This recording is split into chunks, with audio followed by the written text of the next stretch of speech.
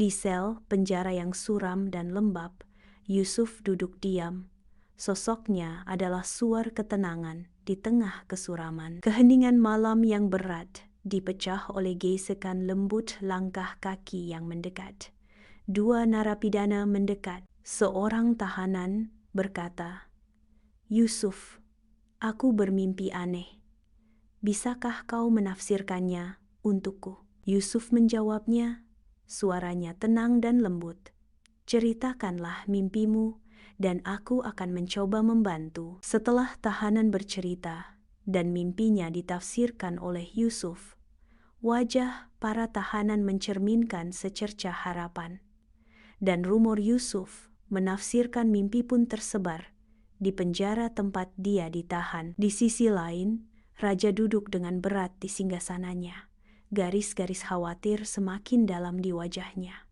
Akhir-akhir ini, dia sering bermimpi aneh. Seorang pelayan mendekat, membungkuk dalam-dalam di hadapan raja yang bermasalah. Penjaga berkata, "Yang mulia, ada seorang tahanan bernama Yusuf yang pandai menafsirkan mimpi." Mata raja berbinar dengan secercah harapan. "Bawa dia ke hadapanku segera." Yusuf dibawa ke ruang tahta. Rantai mengikat tangannya, ekspresinya tenang. Dia berdiri di hadapan raja, menunggu keputusan atau mungkin kesempatan untuk penebusan. Yusuf berdiri di hadapan raja. Sikap tenangnya memancarkan rasa hormat di bawah sinar matahari yang hangat. Raja bermandikan cahaya, mengajukan teka-teki. "Aku bermimpi tentang 7 sapi gemuk dan 7 sapi kurus, 7 bulir gandum hijau dan 7 bulir gandum layu. Apa artinya?" Yusuf mendengarkan dengan saksama, ekspresinya berpikir saat raja berbagi mimpinya. Dengan kejelasan yang tak tergoyahkan, Yusuf mulai menafsirkan. Mimpi itu menandakan 7 tahun kelimpahan diikuti oleh 7 tahun kelaparan. Dia melanjutkan, menekankan keseriusan situasi. "Kita harus bersiap untuk apa yang akan terjadi." Raja menyerap kata-kata Yusuf. Tatapannya mengeras dengan tekad dan pemahaman baru. Ia terkesan dengan apa yang dapat ditafsirkan Yusuf dan menyiapkan strategi dari Yusuf untuk masa yang akan datang. Setelah terbukti jujur dan cerdas, Yusuf diangkat menjadi orang yang bertanggung jawab atas perbendaharaan negeri. Ia mengatur simpanan pangan dan menyelamatkan Mesir dari bencana kelaparan. Sementara itu, saudara-saudara Yusuf datang ke Mesir untuk mencari makanan. Tapi mereka tidak tahu bahwa mereka akan bertemu dengan saudaranya yang dulu telah mereka buang. Mereka melewati gerbang yang menjulang tinggi, tanpa sadar melangkah lebih dekat ke pertemuan yang menentukan dengan saudara yang pernah mereka hianati. Kota kuno menanti, tidak menyadari ikatan tersembunyi dan wahyu yang akan segera terungkap di dalam temboknya. Di dalam penyimpanan makanan, Yusuf yang mengenakan pakaian mewah seorang pejabat Mesir mengawasi pembagian persediaan. Saudara-saudaranya mendekatinya.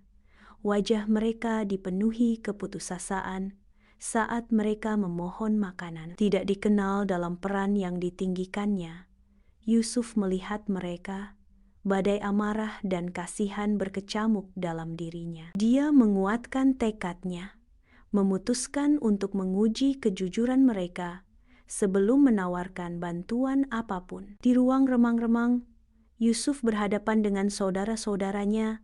Tatapan tegasnya menembus bayang-bayang saat dia menuduh mereka melakukan spionase. Permintaan Yusuf terasa berat di udara. "Kalian harus membawa adik bungsumu, Benyamin, kepadaku. Hanya dengan begitu, aku akan percaya bahwa kalian bukan mata-mata, melainkan orang-orang yang jujur." Saudara-saudara itu meledak dalam bahasa Ibrani yang lirih. Suara mereka dipenuhi rasa takut dan penyesalan. "Kita dikutuk. Ini hukuman atas apa yang kita lakukan pada Yusuf dahulu kala." Rasa bersalah dan tuduhan memenuhi ruangan saat seorang saudara berseru, Tidakkah kami sudah memberitahumu untuk tidak menyakiti anak itu? Tapi kau tak mau mendengarkan." Sendiri dengan pikirannya, Yusuf berbisik. Suaranya hampir tidak terdengar. Apakah hati mereka benar-benar berubah? Setelah Yusuf memberikan syarat pada saudaranya, Yusuf yang mengenakan pakaian kerajaan duduk di atas tahtanya yang megah, mengawasi saudara-saudaranya. Kemudian ia mengungkapkan jati dirinya. Saudara-saudaranya berdiri di hadapannya.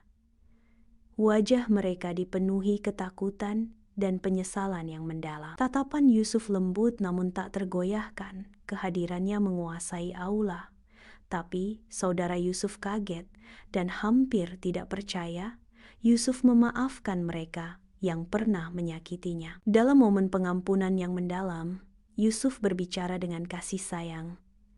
"Pada hari ini tidak ada cercaan terhadap kalian." Suaranya bergema dengan harapan saat dia melanjutkan, "Semoga Allah mengampuni kalian." Yusuf mengakhiri dengan berkah, "Dia adalah Maha Penyayang di antara para penyayang."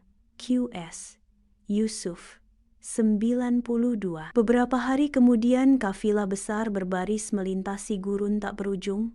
Mereka adalah keluarga Yusuf yang akan ikut tinggal bersama Yusuf di Mesir. Di antara mereka ada pula Yakub yang sudah tua dan lelah melakukan perjalanan menuju putranya. Yusuf mendekat. Wajahnya berseri-seri dengan sukacita saat dia mendekati ayahnya. Ayah dan anak berpelukan. Reuni yang mengharukan di bawah terik matahari. Mimpi itu akhirnya menjadi kenyataan. "Anakku," Yakub berbisik, suaranya dipenuhi emosi. Keluarga Yusuf berkumpul di istana di bawah sinar bulan yang tenang. Yusuf dan orang tuanya berdiri di garis depan, sosok mereka bermandikan cahaya lembut. Saudara-saudara Yusuf berlutut di belakang mereka. Kepala mereka menunduk hormat. Yusuf, Yakub, dan istrinya bersujud bersama, simbol rasa syukur yang mendalam kepada Allah, seperti mimpinya di masa ia kecil. Adegan itu dipenuhi dengan kedamaian dan kesakralan, diterangi oleh cahaya bulan yang lembut.